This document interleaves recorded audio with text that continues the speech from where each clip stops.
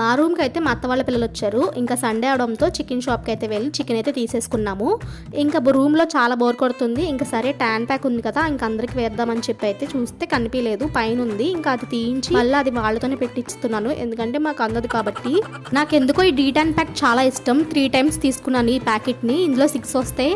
ఇక చూడండి వీళ్ళకైతే వేసాను. ఇలా మసాజ్లా చేసుకుని అప్లై చేసుకుని 15 minutes అయితే ఉంచుకుని వాటర్తో వాష్ చేసుకోవాలి. ఇంకా తర్వాత అందరం కూర్చుని లంచ్ చేసాము. ఇవాళ లంచ్లో వచ్చేసరికి chicken curry, sambar and white rice అనమాట.